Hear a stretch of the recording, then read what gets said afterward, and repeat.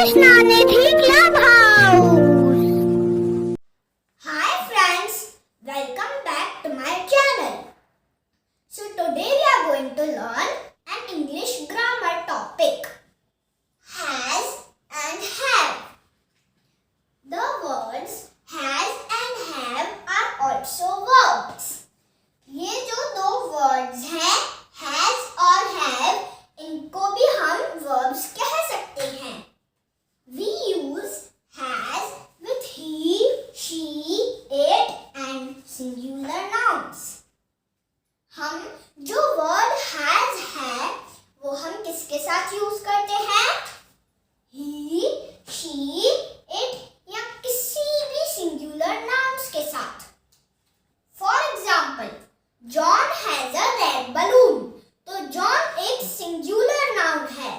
तो इस सेंटेंस में हमने यूज किया है has. Next point, we use have with I, we, you, they and plural nouns. जो कि वर्ड have है वो हम किसके साथ यूज करते हैं? I, we, you, they और किसी भी plural noun के साथ. For example, I have a blue balloon. तो यहाँ पे मैंने I यूज किया है, इसलिए मैंने ये सेंटेंस में have डाला है.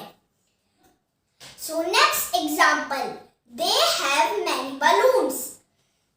तो they plural noun है, इसलिए मैंने इस सेंटेंस में have यूज किया है. Next point, we use has and have in their simplest form to show the belonging. तो ये दोनों words has और have को हम क्यों यूज करते हैं? तो किसी भी चीज की belonging को शो करने के लिए हम ये दोनों words यूज करते हैं. तो let's solve activity. I dash two sisters. तो यहाँ पे मैं लिखूंगा have, क्योंकि I के साथ हम लिखते हैं have.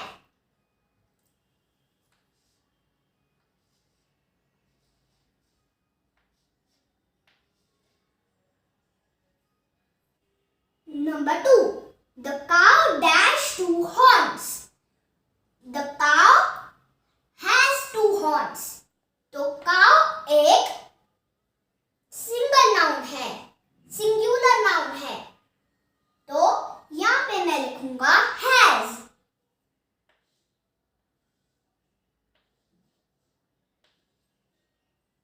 Number 3. Saf dash a new umbrella. तो यहाँ पर मैं लिखूंगा has, क्योंकि यहाँ पर Saf एक सिंगुलर नाउन है.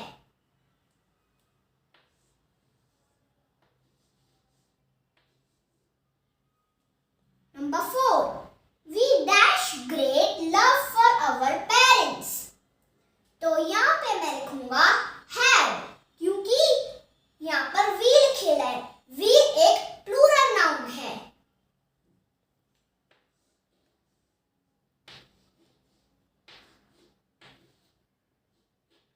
Number 5. Mumbai dash many tourist places. तो यहाँ पर मैं लिखूंगा मुंबई has, क्योंकि यहाँ पर दिया गया है मुंबई. मुंबई एक सिंगुलर नाउन है.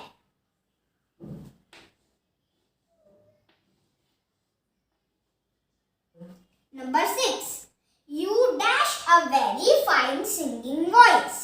तो यहाँ पे मैं लिखूंगा have, क्योंकि यहाँ पर दिया गया है you.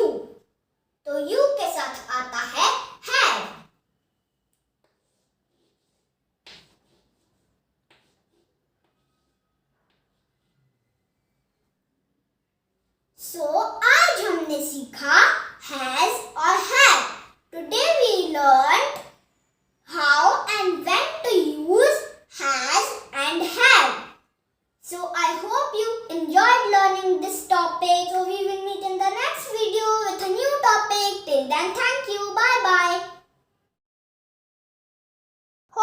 like my video, please subscribe and like to our channel.